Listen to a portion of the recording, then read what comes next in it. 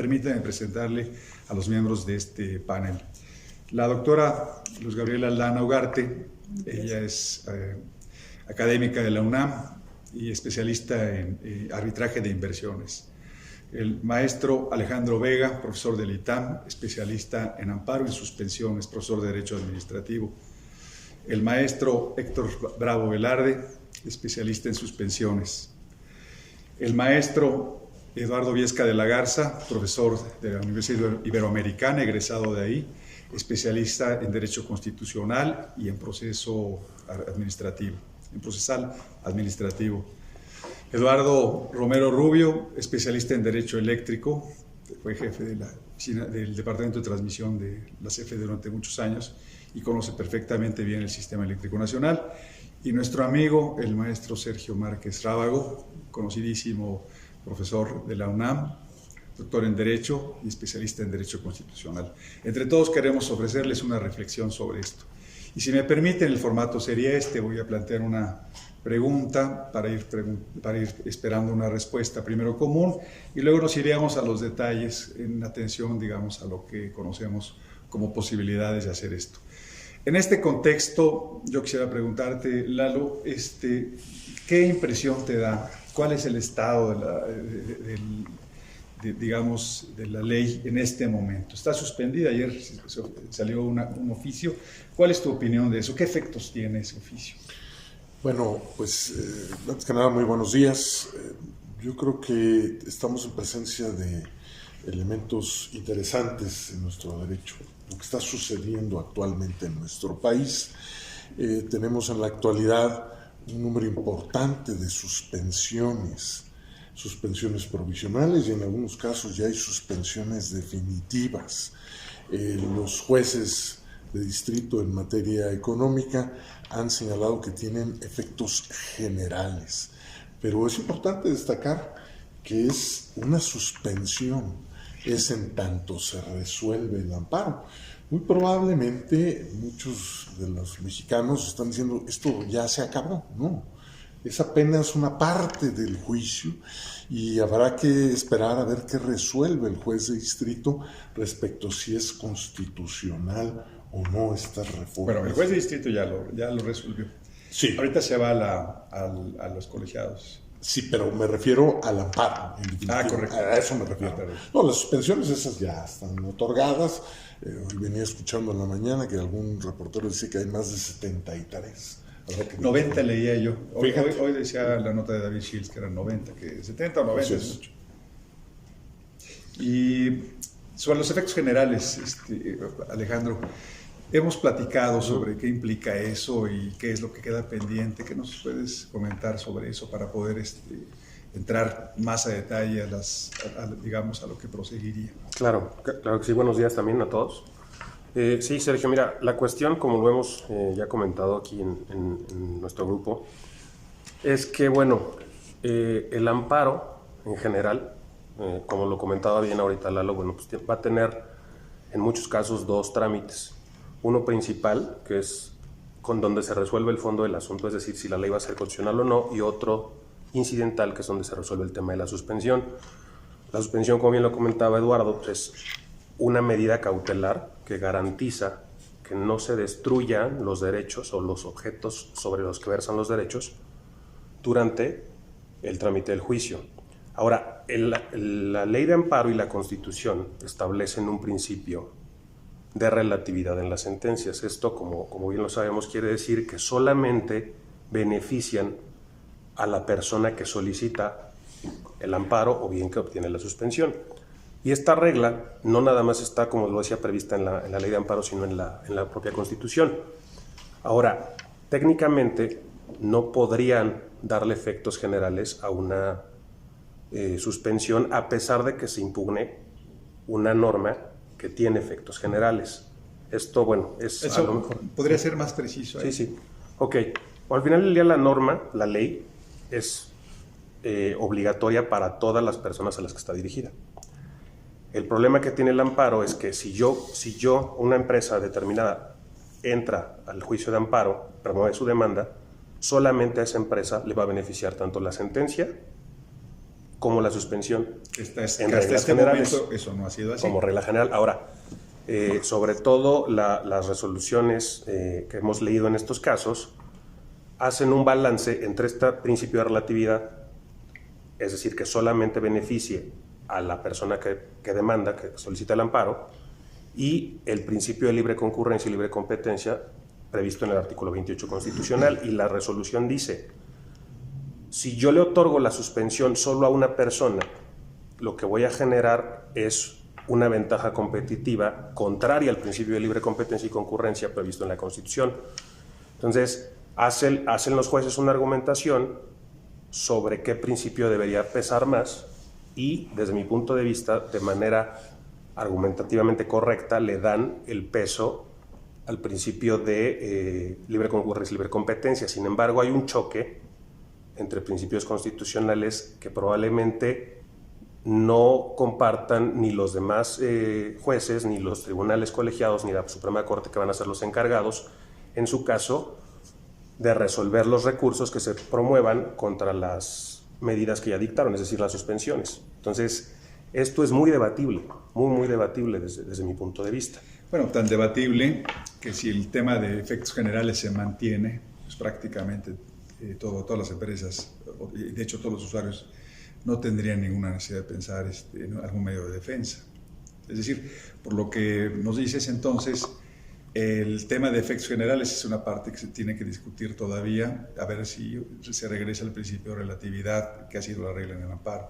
Sin duda, y desde mi punto de vista, por la experiencia que tengo, yo creería que es muy probable que estos efectos generales puedan ser revertidos. En el colegiado. En colegiado.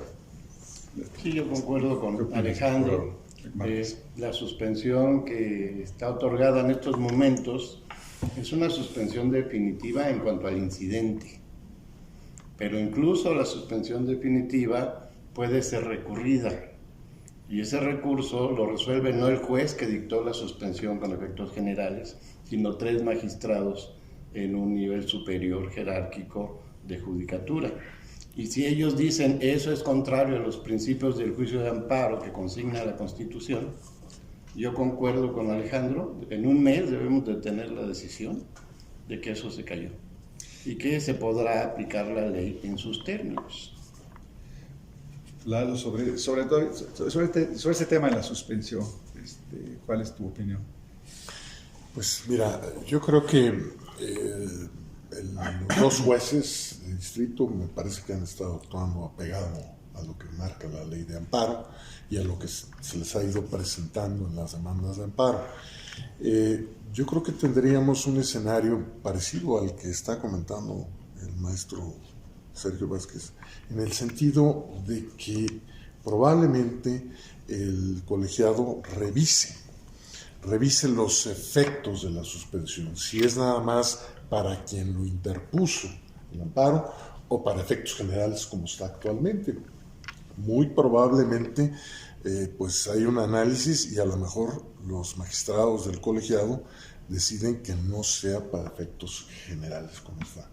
Ahora, si se da para efectos generales, bueno, pues de todas maneras habrá que esperar la resolución del amparo que pues, tendrá que emitir el juez de distrito respecto a si la ley es constitucional o no es constitucional. Hasta ese momento lo sabremos. Pero bueno, pues estamos en escenarios que yo creo que hay que estar atentos y yo creo que todo el Poder Judicial está muy atento respecto a qué es lo que van a hacer con esta ley, respecto a si es constitucional o no lo es, y respecto a los efectos generales o no sean efectos generales. Yo creo que ahí es un escenario. Y bueno, pues está actuando el Poder Judicial, me parece que muy bien. Yo creo que los jueces de distrito están actuando muy bien. Y bueno, habrá que esperar a ver qué decide el colegiado, ¿no?, respecto a la suspensión. Gaby, ¿tú qué piensas? A mí me parece interesante el planteamiento que se está presentando jurídicamente, porque, como lo comentaban mis compañeros, estamos hablando de la tutela o la protección de los efectos del amparo sobre los efectos generales o particulares, y esta disyuntiva que tiene sobre el elemento orgánico del amparo, donde tradicionalmente lo identificamos como la protección únicamente para el quejoso, para el que acude a solicitar, para el que identifica la causa de pedir y busca la tutela de protección de derechos, contra la respuesta que da el juzgado de distrito en cuanto a la protección del mercado, como decía mi colega Alejandro, que esta protección del mercado implicaría que, como ya lo mencionó, hay concedería una ventaja sobre otros grupos, porque a lo mejor en este caso no se solicitaron los otros grupos la protección del amparo. Sin embargo, esta situación todavía no se resuelve. Mis compañeros, yo creo que todos coincidimos con que si no se resuelve, toda vez que no se resuelve, entonces existe la incertidumbre para aquellos que no han solicitado la tutela de derechos, no han acudido a solicitar la tutela de estos derechos ante los tribunales pensando federales. Que es para efectos generales o pensando que no les agravia. A mí me parece que el concepto de que permanezca la tutela general, de esta suspensión general, ya lo comentaron, y en obvio de repeticiones ya no entro a esos detalles, pero me parece interesante que en el momento en que la Suprema Corte o el Tribunal Colegiado, que como mencionaba el doctor Márquez, es quien tendría que considerar si prevalece el efecto de general, es decir, la tutela sobre todos, no únicamente sobre quienes acudieron, es una disyuntiva que se va a plantear por la tradición que viene en el amparo y por este planteamiento de la tutela de derechos, particularmente sobre el mercado. Estamos protegiendo, en este caso el juzgado de distrito, la suspensión tutela el mercado. Y esa protección que concede un juzgado de distrito en materia administrativa especializado en competencia económica, radiodifusión y telecomunicaciones está tratando de que prevalezca un orden público. Y en ese orden público me parece que ya lo... Pero aparentemente hay una pugna con un principio que ha venido operando en el tema del amparo. Así es, que es la fórmula Otero, que la fórmula Otero únicamente va a proteger al quejoso. Que no sabemos si la Corte lo va a recuperar o el colegiado va a recuperar esa filosofía. Sí, por favor. Yo quería hacer concordante lo que dijo la doctora Aldana. Siéntese con libertad de decir lo que quieran. Y Eduardo, porque es bien importante.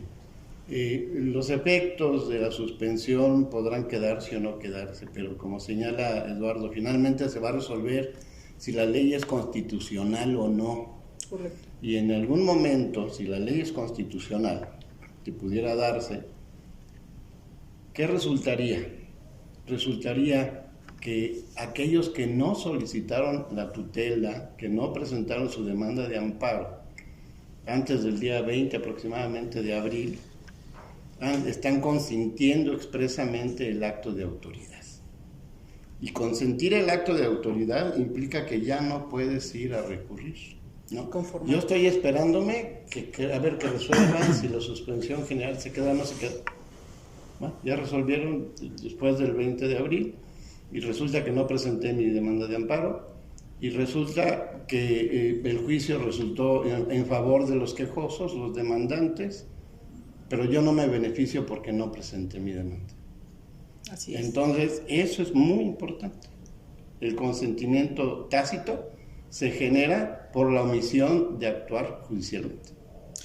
O sea, en otras palabras, los efectos generales todavía están en veremos y quizás sea la parte más importante de lo que ahorita estamos observando, porque ha parecido que el asunto ya se concluyó con el aviso de ayer de la Secretaría de Energía de que se suspendían los efectos de la aplicación de los 9 artículos modificados.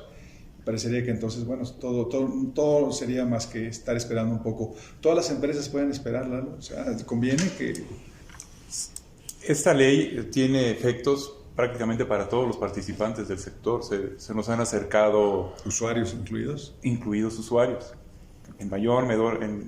No tanto mayor, menor medidas, prácticamente gravemente los afecta a todos, desde consumidores que se nos han acercado, nos han dicho, oye, nos cambian, usuarios,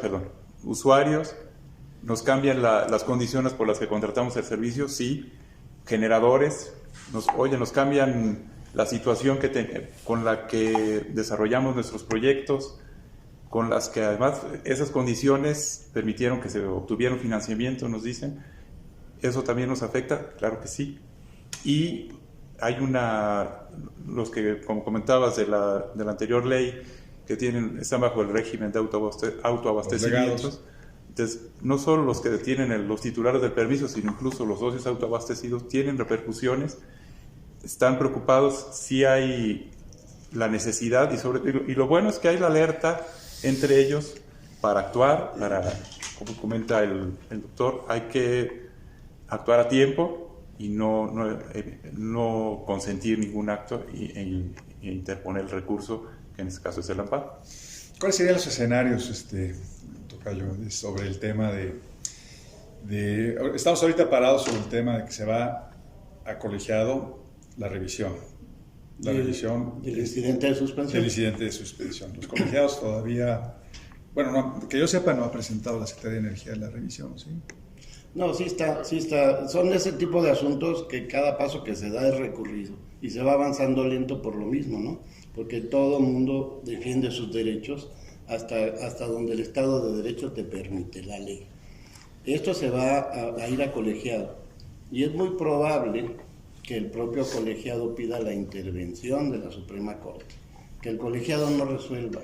¿Y por qué no voy a resolver yo, que soy colegiado, que somos 3 magistrados?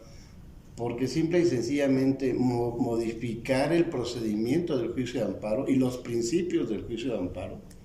La relatividad de las sentencias es lo que hizo efectivo el juicio de amparo y la posibilidad de que se implementara. Le quitamos la relatividad de las sentencias y entonces las repercusiones son enormes. Entonces, esto es algo tan relevante que realmente lo tiene que decidir el máximo tribunal del país, que es el Pleno de la Suprema Corte de Justicia.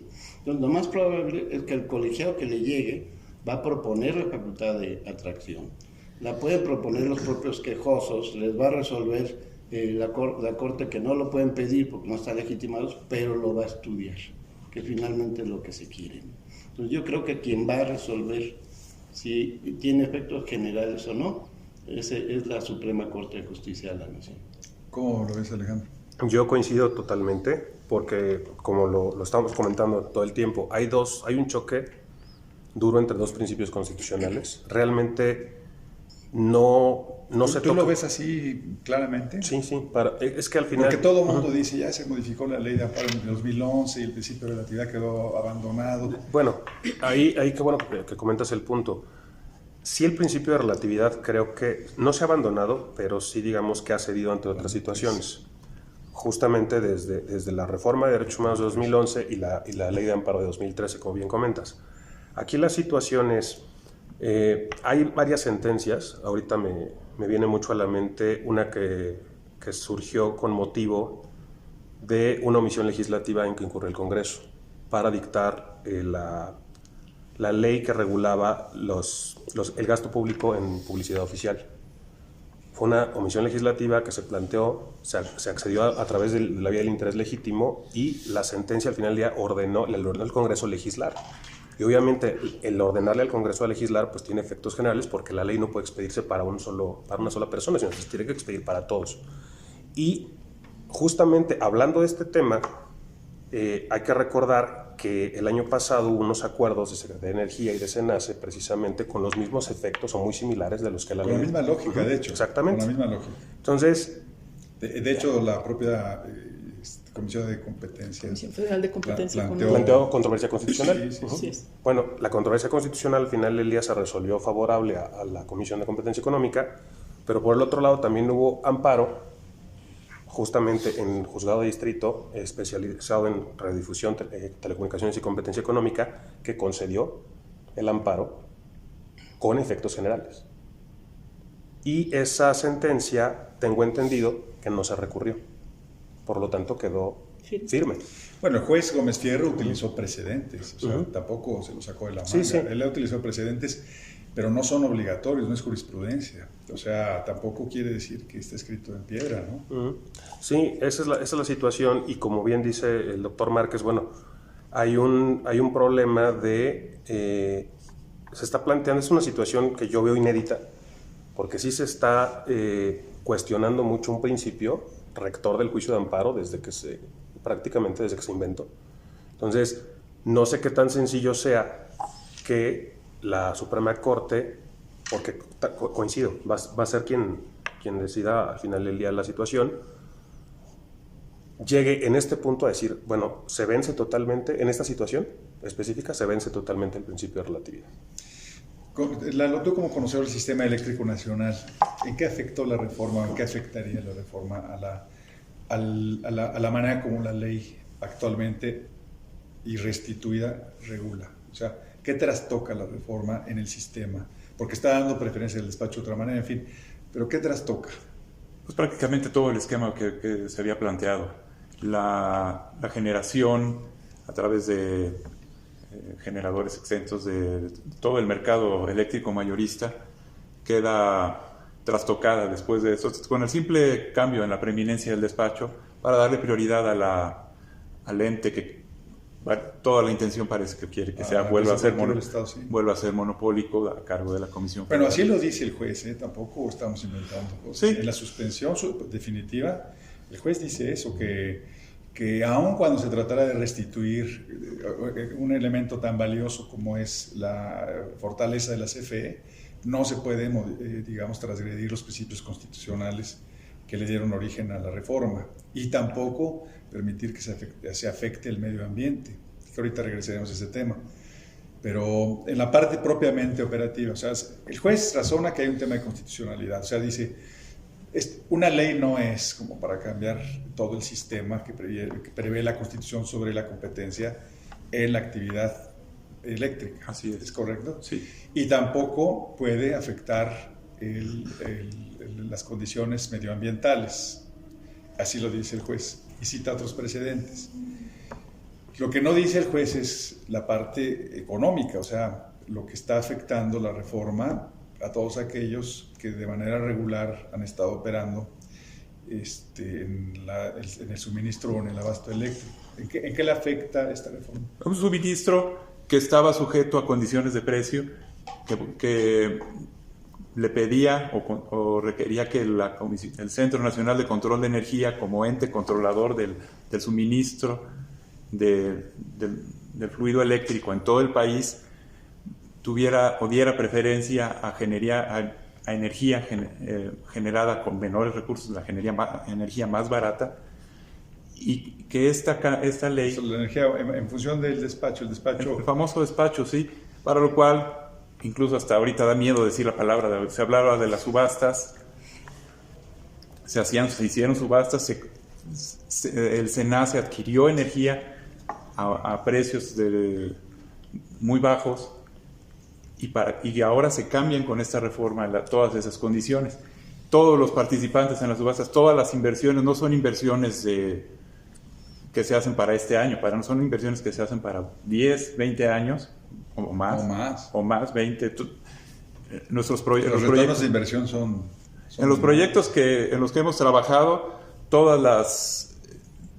los contratos se celebran a por lo menos 20 años y con ampliación a 20 más.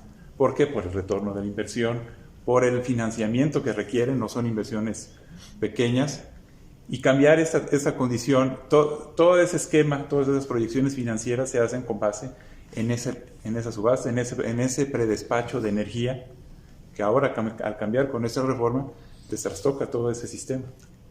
En algún momento creo que teníamos que hablarle de los usuarios. Recordemos que tuvimos una entrevista también ya con expertos y nos recomendaban revisar cómo el usuario puede verse afectado también en sus escenarios de inversión, porque ya no puede disponer de energía limpia, que, o sea, tiene una connotación ahí importante. Entonces, yo preguntaría si se puede, Mariana, preguntarle a alguien de Zoom, que esté en el público. Está con nosotros Susana Cazorla, que es especialista en energía. Ha estado revisando también con mucho detenimiento algunos temas relacionados en la parte económica con los aspectos técnicos de esta reforma. Y Alejandro Ferro, que es un abogado experto en temas ambientales, que no pudieron acompañarnos en la mesa físicamente, pero que estarían en la posibilidad de darnos su opinión. ¿Se puede hacer eso, Mariana? Yo le pongo aquí, le subo el volumen.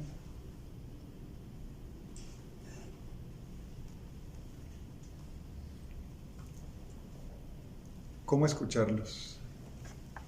¿Se oye?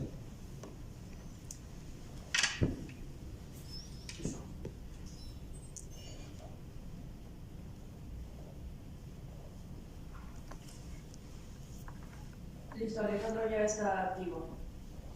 ¿Lo podemos escuchar acá? Claro. Pues a lo mejor vale la pena. ¿Por qué no se metan?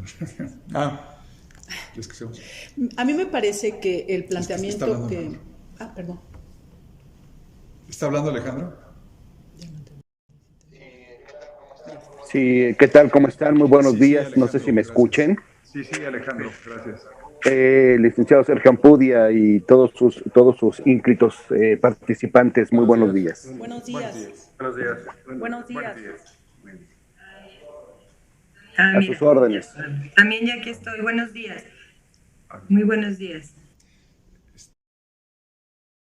Entonces, Si gusta, Sergio, primero las damas, primero la las damas. licenciada Susana Cazorla, por sí, favor. gracias por acompañarnos. Sé que era complicado que estuvieras aquí en Club 51, pero bueno, formas parte de este panel, igual que Alejandro. ¿Nos puedes dar tus puntos de vista, por favor, Susi, respecto a lo que has estado escuchando?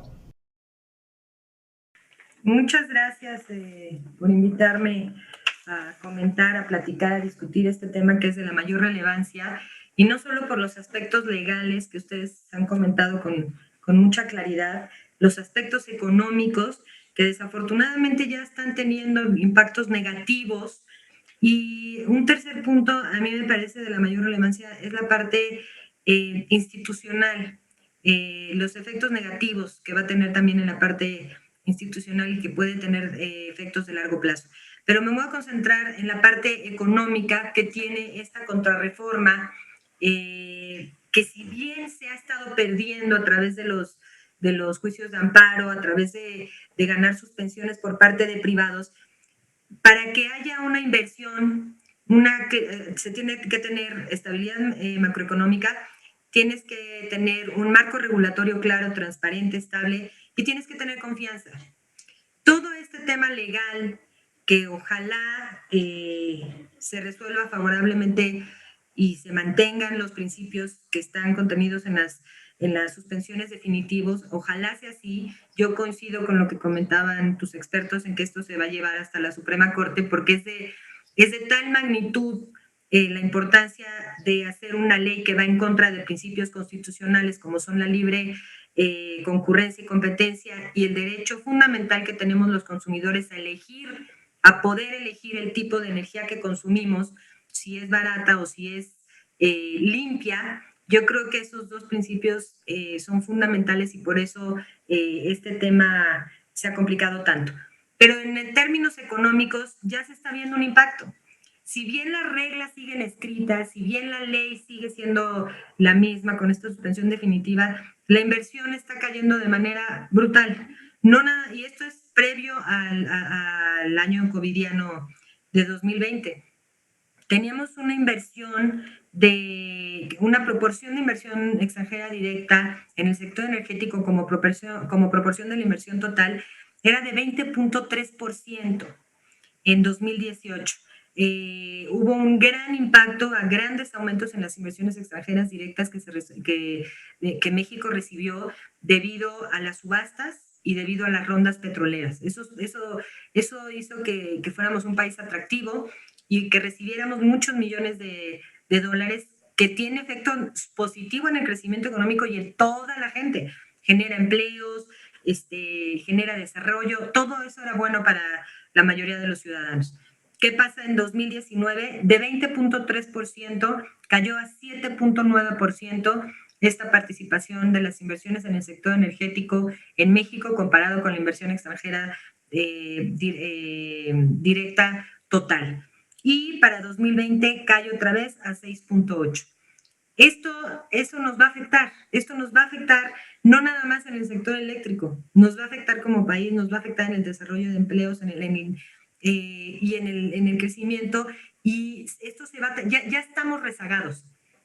Pase lo que pase con la decisión legal sobre esta contrarreforma, los efectos los estamos viviendo y nos va a tomar varios años recuperar la confianza y volver a traer el ritmo, sobre todo el ritmo que traíamos en inversiones, que era tan importante. Otro dato muy importante es que en el último siglo, en toda la historia que se tiene de centrales eléctricas permisionadas en la CRE, la participación privada desde el siglo pasado hasta tenía una participación de más del 60%. El 60% de las inversiones en centrales eléctricas correspondía a privados. Para el siglo XXI, del 2000 a la fecha, es arriba del 90% de las inversiones corresponden a proyectos privados. Arriba del 90%. Con esta contrarreforma, que cambia todas las reglas en el despacho por mérito para entrar, para hacer liquidada esa energía a través de SENACE, cambia absolutamente todos los planes de negocio. Cambia las estructuras financieras con los que solicitaron créditos, cambia las decisiones de negocio y cambia tanto para los dueños de las inversiones, otra vez, como para los usuarios, ya sea calificados o usuarios de suministro básico, porque además todavía no queda claro cómo pretenden preciar el megawatt hora después con esta contrarreforma. Entonces, va a haber afectaciones gravísimas si se implementara esto, y coincido, lo que los jueces determinaron fue viendo el bosque completo, y me parece que fue correcto hasta donde estamos llegando con la suspensión definitiva, porque los agravios eran mucho mayores de lo que se está pretendiendo decir por parte del Ejecutivo. Gracias.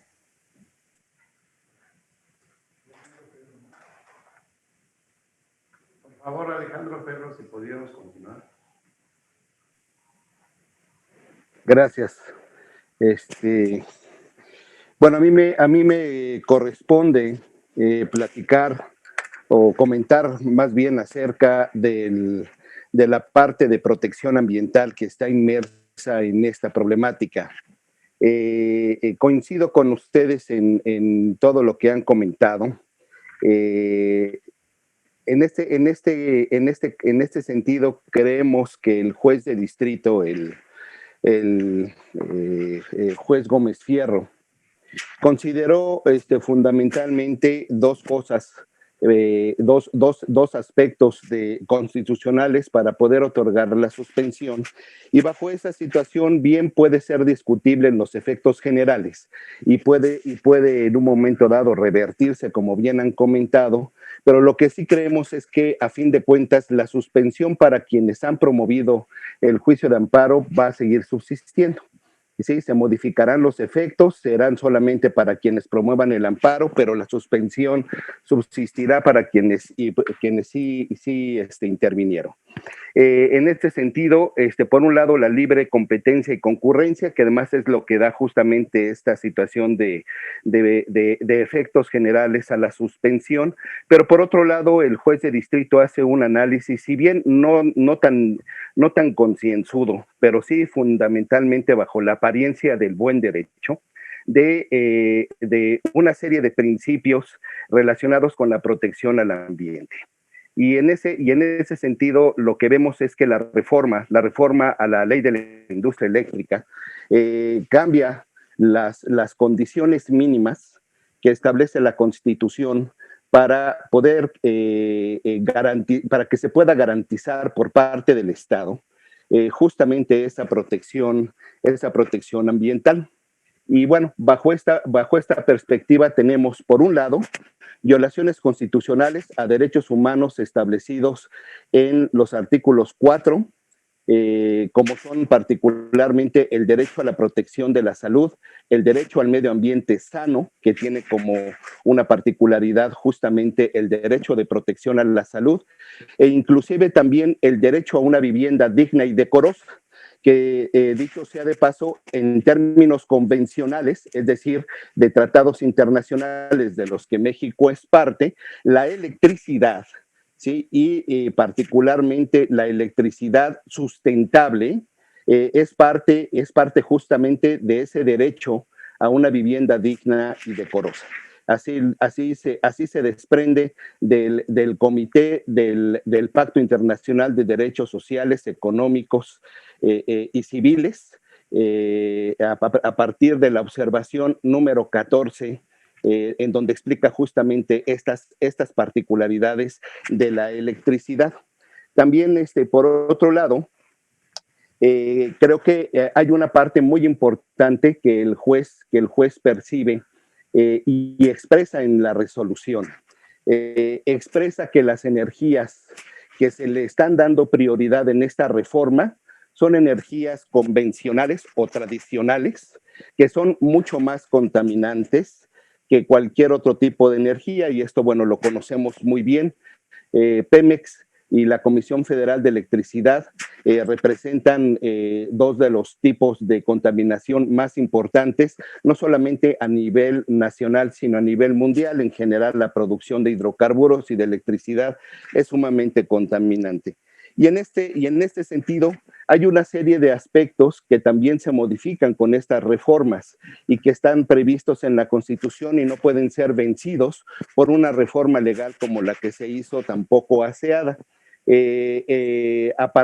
Además de lo establecido en los artículos 25, 27, 28, hay todo un régimen transitorio que algunas partes en efecto son transitorias, pero también otras partes en realidad pareciera que no son transitorias. ¿Por qué? Porque establecen una serie de obligaciones en materia de energías limpias de forma directa. Es decir, no están condicionadas a la emisión de un acto para que éstas en un momento dado dejen de tener vigencia o vigor, sino que establecen una serie de condiciones permanentes, ¿sí? Entre ellas está justamente el desarrollo sustentable, la reducción de emisiones contaminantes y la producción de electricidad a partir de energías limpias. Existe otra situación que tampoco ha sido cumplida. Incluso podemos hablar de una omisión importante en relación con este contexto de la reforma, que es no haber expedido, no tener actualmente vigente un programa nacional de aprovechamiento de energías, mejor conocido como el PRONACE.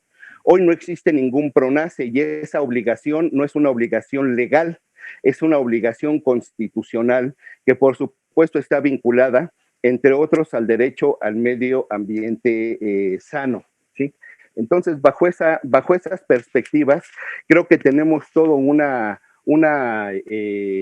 carga de violaciones constitucionales que los jueces de distrito han valorado en virtud, además, de querer tener criterios de avanzada para poder proteger de la manera más amplia posible los derechos humanos, no solamente de las empresas, sino también de las personas de a pie, que finalmente, y como bien comentó la licenciada Cazorla, tenemos también el derecho, y es un derecho humano reconocido de manera convencional también, a elegir el tipo de energía que consumimos y que además, bajo esos parámetros mínimos que establece la Constitución, esa energía que consumimos debiera de ser, y cuando decimos debiera no es como posibilidad, sino como propiamente un deber jurídico, una situación ontológica, debe de ser sustentable. Es decir, nuestra opción mínima no es optar porque se contamine, sino es optar porque la energía que se produzca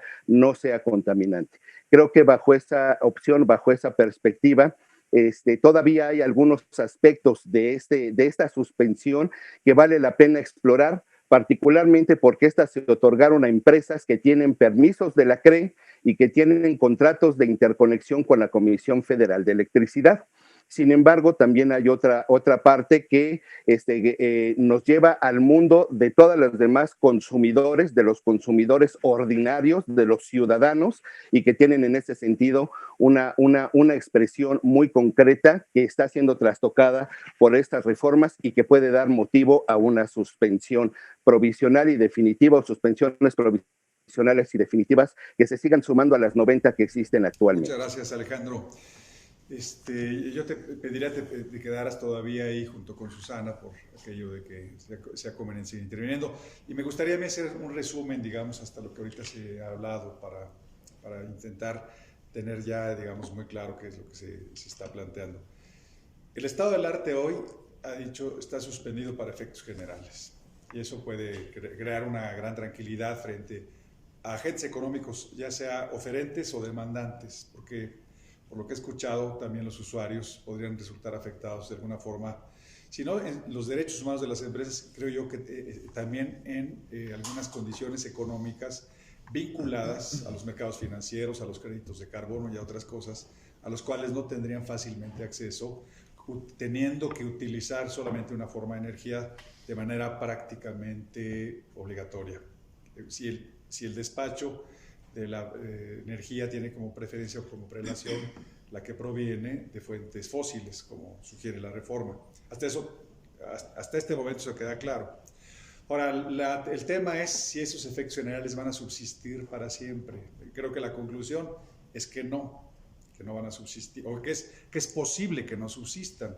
Hay una contradicción, como dices, Alex, entre la fórmula Otero, el principio de relatividad y el tema de los efectos generales, que con racionalidad, en efecto, si no se extienden los efectos generales, habría ventajas competitivas, yo le diría si desproporcionadas o inesperadas, pero las habría por aquellos que no reciben el amparo y protección, que solamente reciben el amparo y protección de la justicia federal porque promovieron el amparo, y no aquellos que sí. Entonces, es sensato que se haya extendido la protección, pero quizás no sea tan constitucional o tan jurídico como nos gustaría.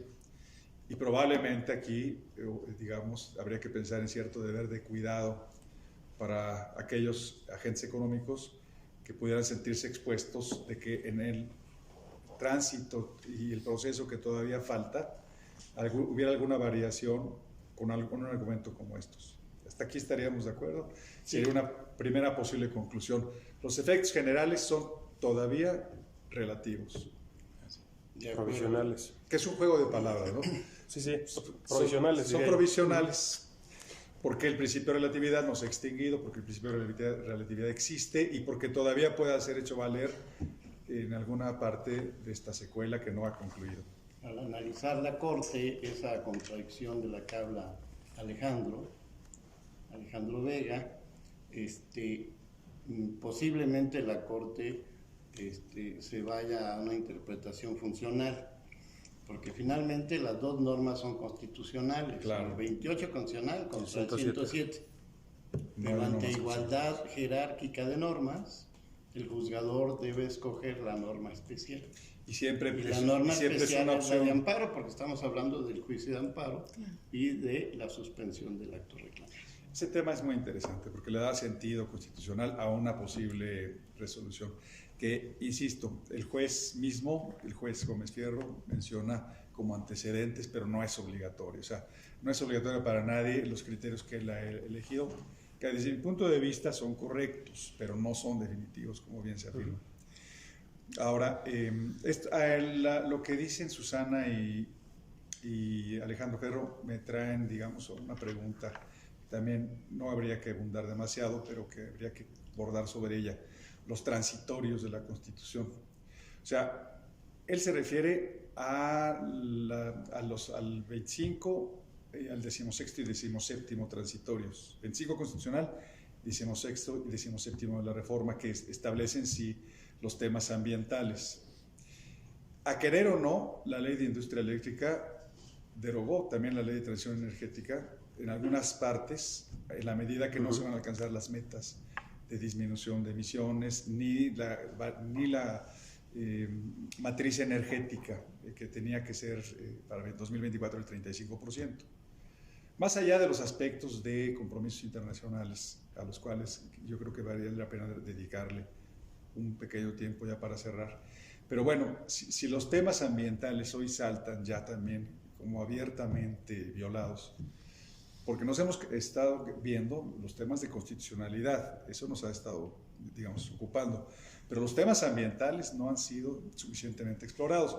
Creo que Alejandro tiene una idea muy clara de hacia dónde van las cosas, Pero él recupera un principio que hemos platicado suficientemente, el tema de los transitorios de la reforma de diciembre de 2013. ¿Cómo ves la parte ambiental, Lalo? Una pequeña reflexión sobre eso y nos vamos a inversiones muy rápido para no dedicarle demasiado tiempo. Bueno, yo coincidiría con lo que se ha comentado anteriormente, la parte ambiental, y yo haría alguna referencia al TEMEC. El TEMEC tiene un capítulo específico medioambiental, y dentro del capítulo específico medioambiental nos señalan que pues cada gobierno participante puede mover, puede cambiar sus leyes, pero tiene un candado. Dice, si esos cambios que se hacen a las leyes trastocan el comercio y la inversión, entonces tenemos un problema de una posible violación al TEMEC, en la parte medioambiental. Hace rato comentaban con mucha exhaustividad el tema de las violaciones constitucionales a la cuestión medioambiental. Entonces yo creo que traemos un rebote importante, no solamente en el TEMEC, sino muy probable también en el TIPAT, que tiene una redacción muy parecida, y habría que analizar algunos otros acuerdos, el Acuerdo de París, yo creo que también tenemos ahí un tema importante. Entonces, yo creo que sí necesitamos hacer una reflexión fuerte, y yo creo que los jueces lo están haciendo en este sentido, y lo harán los magistrados del colegiado, y en su caso los ministros de la Corte. ¿Cómo está esta afectación en materia medioambiental por este cambio de energía de la ley de la industria eléctrica? ¿Me permitirías dejar los temas de los tratados para tratarlo con inversiones? Sí, claro. Y regresarnos a la constitucionalidad de los transitorios, porque le dieron un arrimoncito a la ley de transición energética. O sea, modifican la ley de industria eléctrica, sí, pero al establecer otro mecanismo de despacho, la ley de transición energética, ya no puede seguir la hoja de ruta. Los compromisos nacionalmente determinados en el Acuerdo de París y en la Ley de Cambio Climático también se ven alterados. Es decir, hay una consecuencia quizás indeseable, y probablemente hasta sea objeto de prueba, porque el tema de las emisiones supongo que tendría que acreditarse en un momento dado dentro del amparo. Pero hay un tema fuerte. ¿Cómo nos dices, tocayo, de esto? Sí, bueno, los transitorios se usan frecuentemente de manera incorrecta, ¿no? Porque realmente, como dice Alejandro, realmente está regulando una situación de hecho del desarrollo de la industria, pero la temporalidad de un transitorio, que en principio se supone que es en lo que terminas de aplicar un sistema para llegar a uno nuevo, porque esa es la idea de un transitorio, ¿no? Es una transición. Pero, por ejemplo, en 1917, cuando Carranza expide la Constitución, prohíbe la existencia de un Ministerio de Seguridad Pública, ¿no? Instrucción Pública, Seguridad. Finalmente lo cambiamos para crear la SEP, y 83 años después lo cambiamos para poder crear la Secretaría de Seguridad Pública, ¿no? Porque Fox quería crear un Ministerio de Seguridad, una Secretaría de Seguridad Federal. Y finalmente pues no lo hizo con estos alcances, pero como vemos, algo que no es transitorio, dura 83 años en la Constitución, y tenemos otros que todavía siguen vivos. Entonces, a tu juicio, la reflexión de Alejandro Ferro para soportar su preocupación ambiental, sí tiene el soporte constitucional que exigiría el juicio de amparo. Sí, y vamos a la interpretación jurisdiccional, ¿no? ¿Qué van a decir los jueces, ¿no? ¿Qué van a opinar? O sea, finalmente, ¿es inconstitucional por estar en un transitorio o no es inconstitucional por estar en un transitorio, ¿no? Mira, el Senado en el diario de los debates sí recogió, que la idea de los transitorios, de la reforma energética, tenía el sentido de la permanencia. El diario de los debates sí lo dijo, y yo creo que hasta el diario de los debates forma parte lo que se debate del proceso legislativo. Ahí está la interpretación, todo. Ahí está la interpretación. Y el Senado sí dijo, bueno, son tantos transitorios, 21, porque es de nuestro interés que esto permanezca, de los cuales 2 están muy relacionados con medio ambiente, por lo menos. El otro es el de la SED. Pero bueno, yo creo que tendríamos que ya ir cerrando esta sesión, y yo creo que tendríamos que llegar al tema de arbitraje de inversiones y tratados internacionales, porque es un tema que está presente. Hasta ahorita no se ha dicho, ha habido más o menos algunas notas de prensa sobre que se viola esto, se viola el otro, pero así bien a bien, un arbitraje de inversiones, ¿qué necesita o qué? Pues, a mí me parece... ¿Cómo se hace uno? A mí me parece que es Siguiendo interesante el los temas de los planteamiento. Lalo Viesca lo puso sobre la mesa. En el caso del TEMEC, a diferencia de Telecán, que Telecán veía como un acuerdo paralelo la materia medioambiental, laboral y medioambiental eran acuerdos paralelos. ¿Qué significa esto? Que el capitulado, 22 capítulos en el Telecán, y la suma de 2 acuerdos paralelos, uno en materia de medio ambiente y otro en materia laboral, lo veían como un área complementaria donde los estados podían participar para abonar a las mejores prácticas. Tenían reglas independientes de lo que era el capitulado general. En el caso del TEMEC, como cita Lalo, en el caso del TEMEC se incluye ya como un capítulo, como obligación, como parte del capitulado, no como un acuerdo paralelo. En este escenario, entonces, en el capítulo 24 se prevé particularmente en la materia de medio ambiente. Ahora, nosotros desde Telecán hablábamos que en el capítulo 6 se incluía de la energía y petroquímica básica. Y México tenía una reserva. Exacto. México tenía una reserva y decíamos, sobre este tema no podemos resolver porque el artículo 28, que es nuestro artículo 28 constitucional. Y el 27. Y el 27, que eventualmente también toca el tema de hidrocarburos, se reserva a México, y el artículo 601, particularmente del Telecán, decía, se respeta en forma irrestricta la Constitución de los estados participantes en este tratado. Ese mismo sentido se refleja en el capítulo 8 del TEMEC y se vuelve a reservar el Estado. Y es de ahí que escuchamos las afirmaciones que no es posible invocar una protección de derechos en el sector energético para los inversionistas.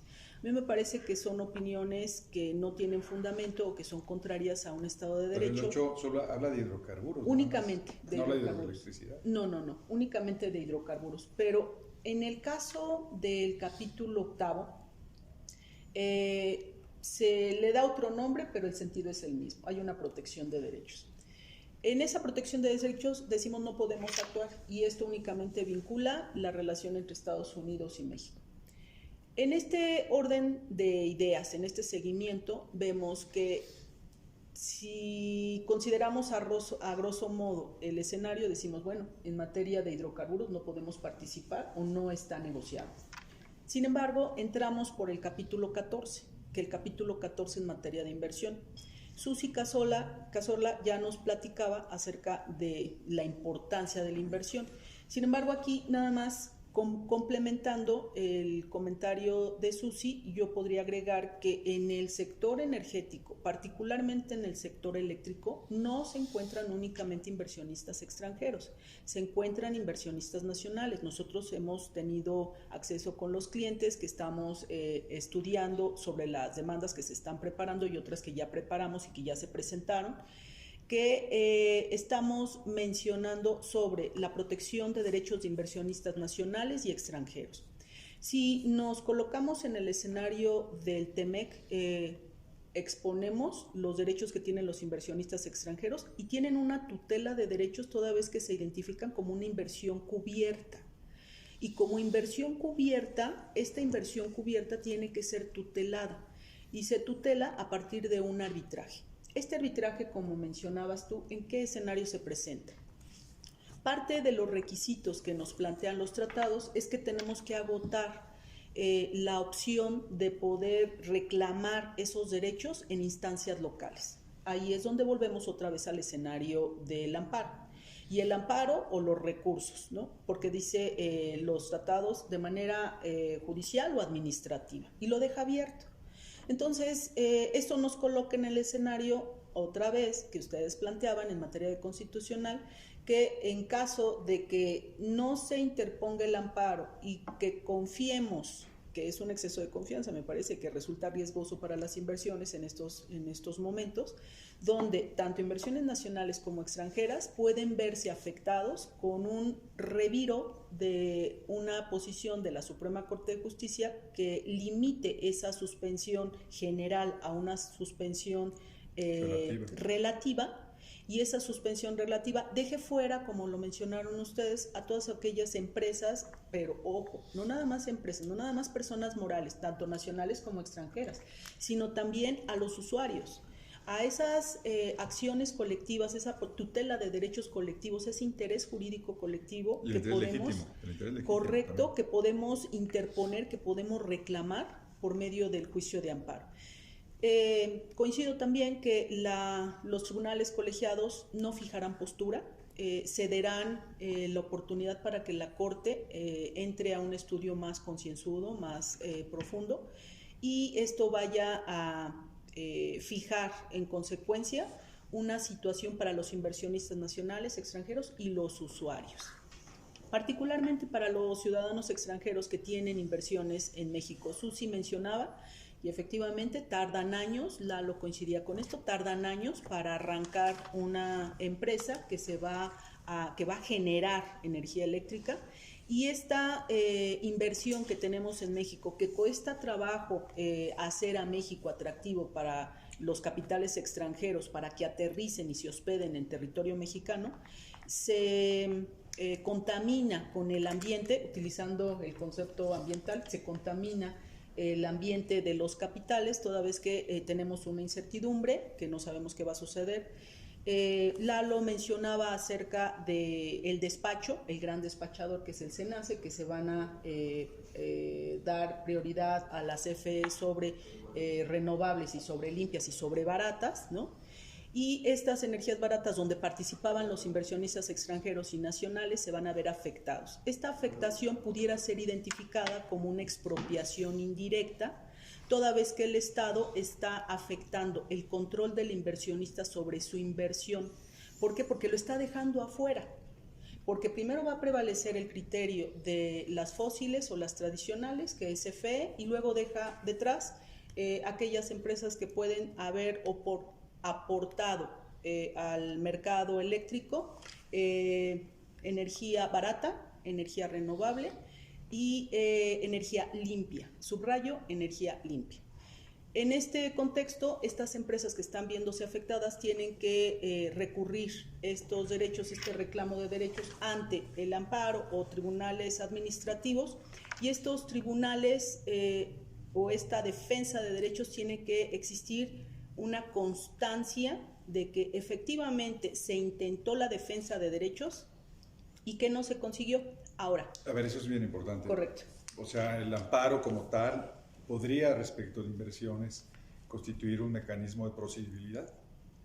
Es en sí mismo un requisito de procedencia para poder acudir al arbitraje. Hay que agotar el recurso antes de... Hay que acreditar que nosotros acudimos a las instancias locales para poder tocarle la puerta al arbitraje, y el arbitraje sería CIADI, por ejemplo, que es el Centro Internacional de Arreglo de Diferencias en Materia de Inversión, que en este caso, del Banco Mundial, que en este caso es importante subrayar que estos arbitrajes donde se acredita, vamos en dos temas diferentes. En el caso del arbitraje, en el caso del amparo, en el amparo se busca restituir al quejoso en la suma de sus derechos afectados, ¿no? La tutela de los derechos. El amparo protege y ampara al quejoso en sus derechos.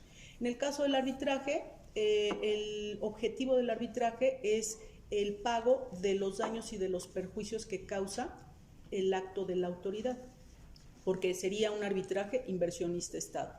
En este escenario se dimensiona en un contexto completamente diferente al que otorgaría un tribunal local los daños y los perjuicios, porque se exponencia esa expectativa de negocios que generó el Estado mexicano al abrir un sector como el sector energético y eventualmente cerrarlo y dejar fuera a estas inversiones que ya se encuentran en territorio mexicano, que están produciendo y que tenían una expectativa de negocios y una expectativa de la respuesta de la inversión Mencionaban ustedes 20 años prorrogados a otros 20 y entonces en este escenario se tienen que exponenciar porque se tiene que calcular el daño aproximado que van a tener las empresas que ya se colocaron en el mercado mexicano y las condenas en este tipo de arbitrajes, los laudos son costosos y la historia nos ha enseñado que cuando se titubea el Estado con una decisión sin un fundamento y sin la consideración del estudio de los tratados internacionales, las condenas son caras. Está Metalclad. Así es. Tenemos varios. Así es. Para concluir muy rápidamente, el principio Ratchet, ¿qué es? Cuando hablamos de los tratados internacionales e identificar cuáles son los que vamos a poder aplicar, tenemos que ver si el principio que vamos a aplicar va a ser el más específico. En el caso de México tenemos el TEMEC, tenemos, Lalo comentó el CPTPP, que es el Tratado Transpacífico, donde en ocasiones, correcto, en ocasiones estamos hablando de que existen tratados donde coinciden las partes. Se tiene que identificar cuál va a ser la mejor protección o la protección ampliada que se va a otorgar para los inversionistas extranjeros y ver cuál es el que le va a dar mayor cobertura a la tutela de sus derechos. O sea, en este tema y en el tema internacional, especialmente de arbitraje, ahí operas las reglas a favor de la inversión extranjera. En beneficio del inversionista. De tal forma que desaliente a un Estado a tomar medidas, digamos, que las afecten. Que afecten porque, si bien es cierto, los tratados internacionales incluye que esto ha sido materia de diferentes foros y se dice, bueno, la expropiación, yo les hablaba de un escenario de expropiatorio cuando se restringe el control del inversionista sobre su inversión, se equipara a una medida de expropiación y se cuestiona si la expropiación es un acto de autoridad en su carácter de jus imperium que tiene la oportunidad de imponerse sobre los inversionistas en aras de un interés público. Existe un interés público sobre un interés privado. Sin embargo, si en este caso no se justifica... Sí. No, es que digo, es que eso nos pone en la tesitura cuál es el interés público de hacer la reforma. Digo, para empezar habría que considerar que es público. El escenario... Pero es que es tan específico. Sí. Que el interés público parecería ser restituir algunos, digamos, algunas ventajas competitivas a un agente económico. Correcto. Ese parece ser el interés público. Correcto. Que quién sabe sea público.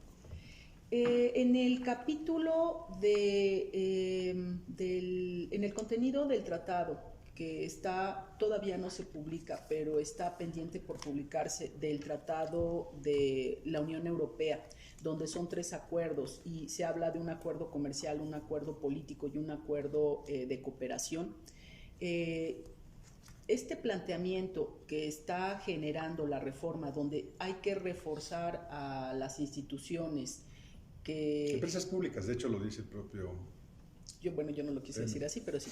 En el caso de las empresas productivas del Estado, tendría que darse prioridad a las empresas productivas del Estado. Sin embargo, también se menciona la tutela de los derechos sobre medio ambiente, sobre competitividad, sobre seguridad, que tendría que tener la orientación hacia el cumplimiento de pactos, como es el caso del Acuerdo de París, que fijan con la comunidad internacional el objetivo de alcanzar acuerdos comunes.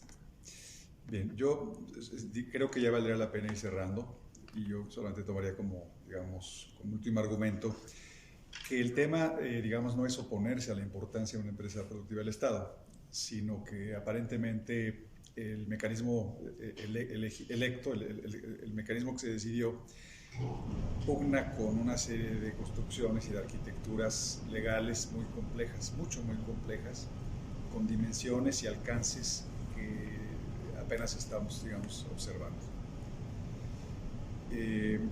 Yo concluiría pidiendo una conclusión y alguna recomendación muy rápida para ver si nos da tiempo de pasar en 10 minutos a preguntas y respuestas. Y empezaría quizás empezaría preguntando a nuestros invitados de Zoom, a Susana y a Alejandro, si rápidamente podrían ofrecernos alguna conclusión y algunas recomendaciones. Gracias Sergio. Brillante la exposición de Gaby. No deja uno de aprender. Muchas gracias. Y mira, a mí me gustaría concluir diciendo que no debiéramos caer en esta trampa de ver divisiones donde no las hay. La inversión es importante, la inversión pública, la inversión privada. Las dos en suma se complementan y generan los beneficios que este país, que estos ciudadanos mexicanos necesitamos.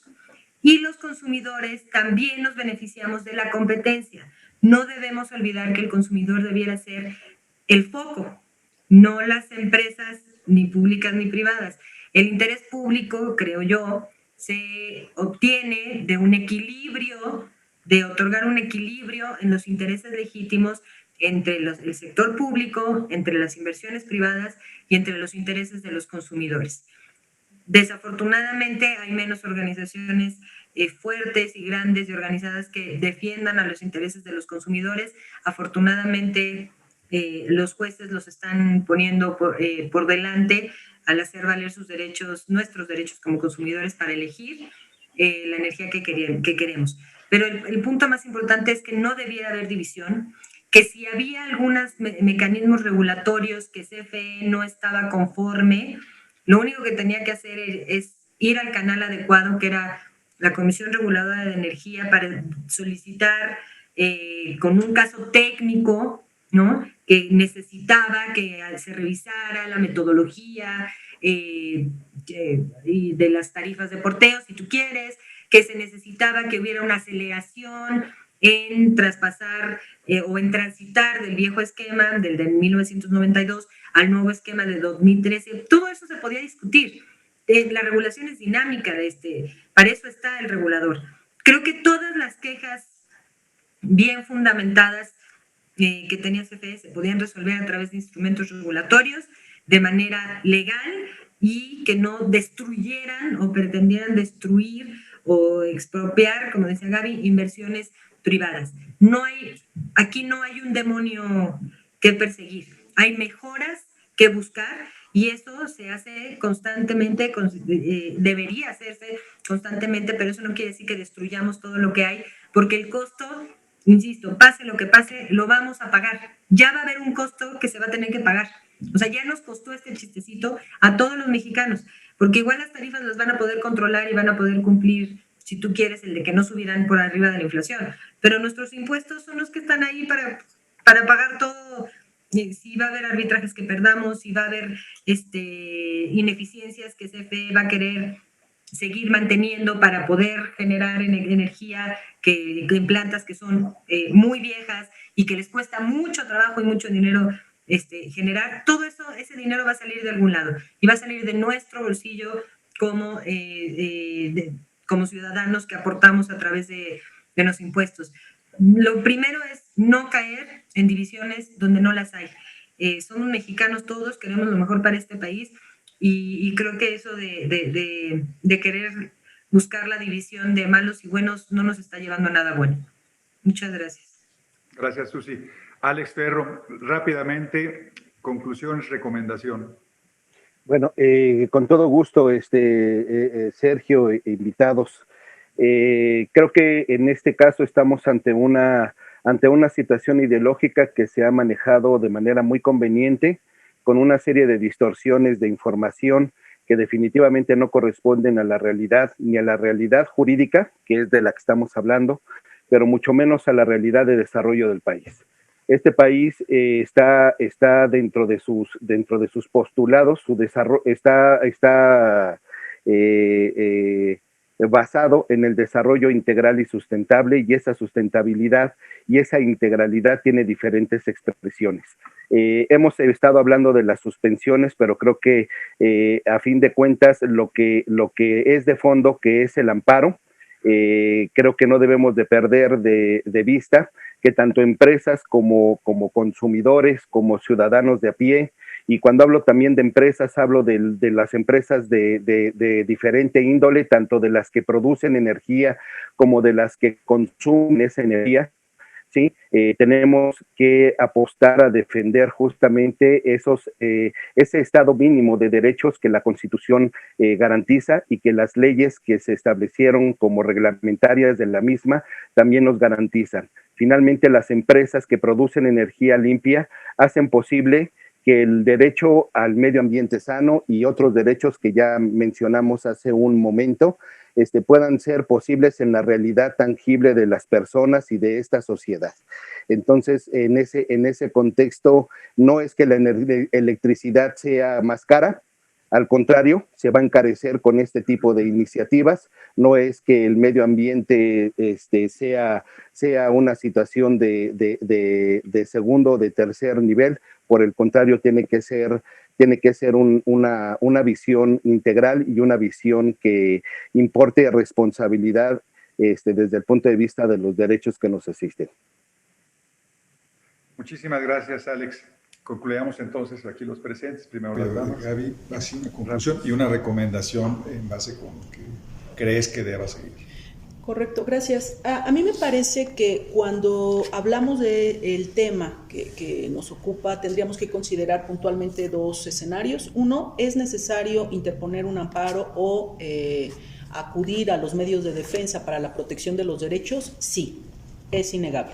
¿Existe una inminencia, existe una urgencia? Sí, sí existe una urgencia, porque cuando tenemos la aceptación del caso que en los que hemos llevado a cabo, hay un estudio que se tiene que hacer para cada uno de los escenarios y tenemos un término que estamos hablando del 21 de abril. Y el 21 de abril, antes del 21 de abril, nosotros ya tendríamos que tener preparado el amparo para esta defensa de derechos. La defensa de derechos en cuanto a esta suspensión definitiva, provisional, esta situación en general se tiene que resguardar. Y el otro detalle es, también la reforma está planteando la opción de que el Estado entre a la revisión de aquellos permisos que se consideraron otorgados con condiciones fraudulentas, y ese otorgamiento de permisos... O que afecten la rentabilidad del Estado. O que afecten directamente o indirectamente la rentabilidad de la empresa productiva del Estado.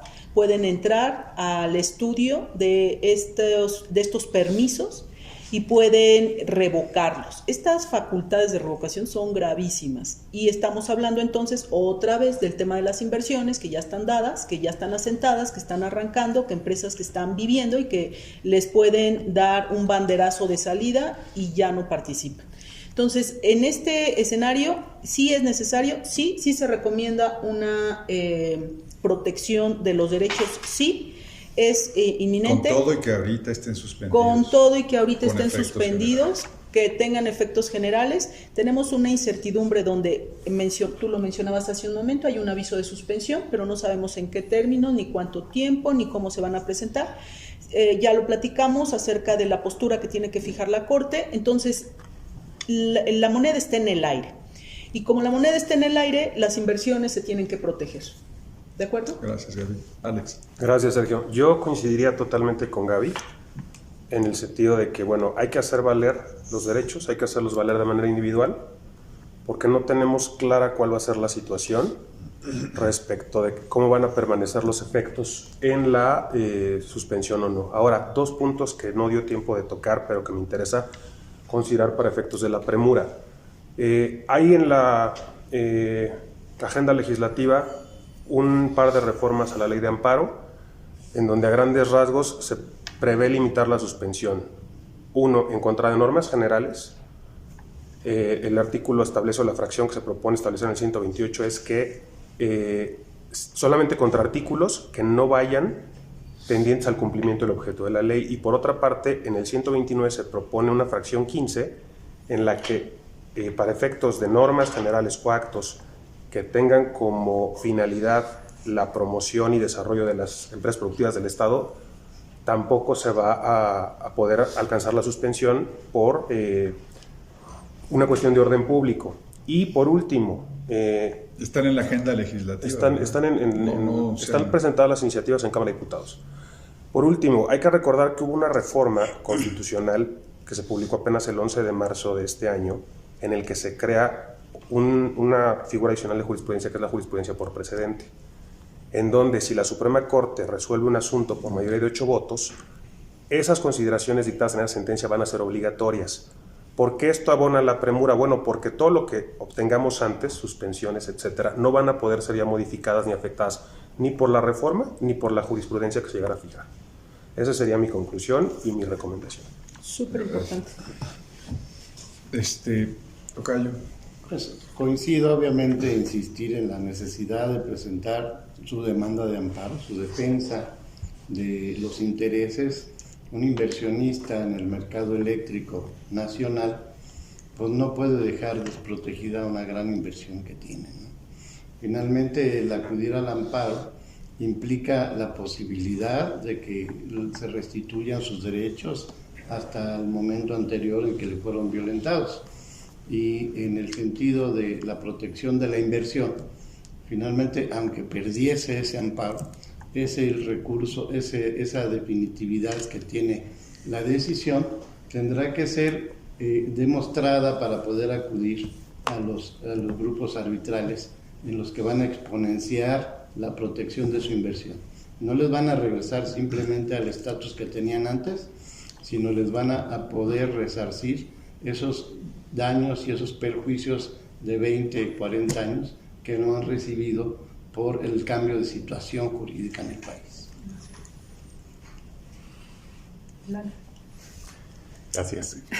Cada caso, cada titular de permiso, suministradores básicos, tiene una situación, está en una situación jurídica especial que va a requerir un análisis detallado para preparar el recurso que queremos, con el que se quiere proteger sus intereses. Entre más pronto se acerquen, ya se ha insistido en la premura, también existe premura en analizar y preparar, por decirlo de alguna manera, el traje a la medida para cada situación.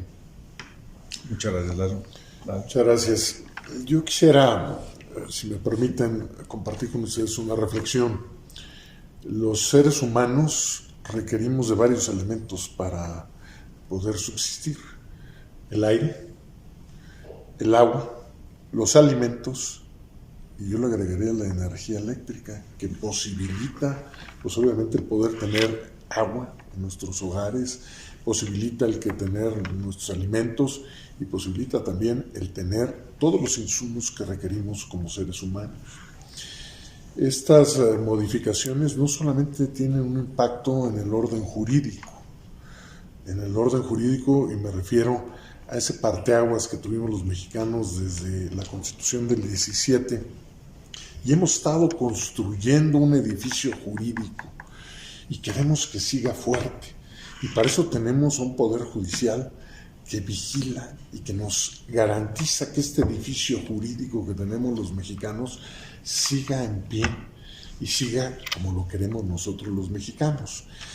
Estas modificaciones van a tener un impacto, como lo decía, en el orden jurídico, pero también en el orden económico. Y no solamente a los que generan energía eléctrica, sino todos nosotros los usuarios. Estos cambios van a traer afectaciones a las empresas, a las industrias de nuestro país y a nosotros como consumidores de energía eléctrica.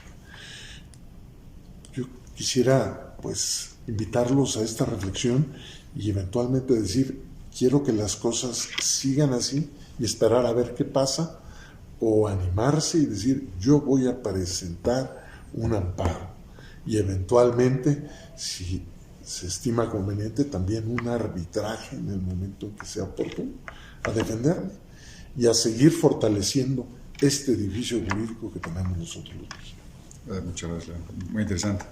Yo creo que ya no daría tiempo a una sesión de preguntas y respuestas. En el chat hay algo, no hay muchas, ¿verdad?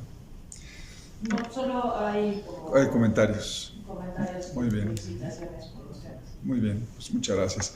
Pues yo creo que si no tienen inconveniente deberíamos concluir esta reunión, agradeciendo a Club 51, por supuesto, su anfitrionía, especialmente a Julio Cuenca, su amistad. Aquí acostumbramos reunirnos a deliberar sobre temas de energía